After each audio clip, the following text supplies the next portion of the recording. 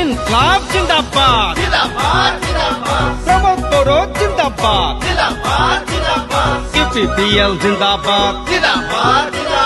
sector সবই জিন্দাবাদ যিসকল নেতা আছিল হাগ্ৰামা মহিলাৰী ডাঙৰীয়া এই সময়ত তেখেতে ক'লে যি দলে চৰকাৰ বনাই তাৰ লগতে থাকিম আমি বিৰোধীৰ লগত নাথাকো সদায় তেখেতে ৰুলিঙৰ লগত থাকিম ৰুলিঙত কংগ্ৰেছ আহিলে কংগ্ৰেছৰ লগত থাকিম ৰুলিঙত বিজেপি আহিলে বিজেপিৰ লগত থাকিম ৰুলিঙত যোনে আহে তাৰ লগতে থাকিব সেইটো হ'ল তেখেতৰ নীতি কিন্তু তেখেতে পাহৰি গ'ল যে বিদ্যালয় অঞ্চলত ৩৫টা জনসাধাৰণ আছে এই জনসাধাৰণৰ দুখ দুৰ্যোগ ৰাস্তা পদূলি খেতি বাতি এইবিলাক শিক্ষা দীক্ষা ছাত্ৰ ছাত্ৰী চোৱাটোহে দায়িত্ব আছিলে তেখেতে পাৱাৰত থকাৰ অংশটোহে কৰিলে সেইকাৰণে ১৭ বছৰত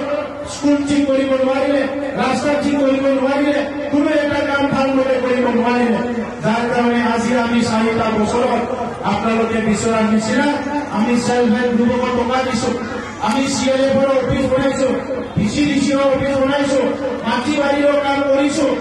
আৰু স্কুল কলেজৰ নিৰ্মাণ কৰিছো এই সময়ত মাটি 1 বিঘা ৰেজিষ্টাৰ কৰিব লাগিলে যদি মাটিৰ দাম 5 লাখ আপুনি 4 লাখ টকা দিব লগা হৈছিল মাটি ৰেজিষ্টাৰ কৰাৰ কাৰণে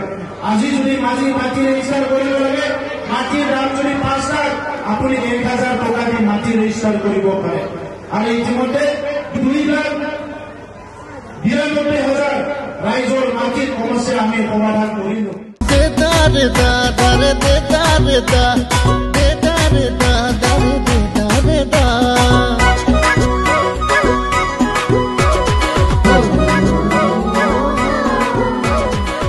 আহিলে আহিলে প্ৰমোদ বড়ো আহিলে ট্ৰেক্টৰৰ ছবি লৈ UPPL আহিলে বিটিআৰ বাখীৰ ৰাইজৰ সপোন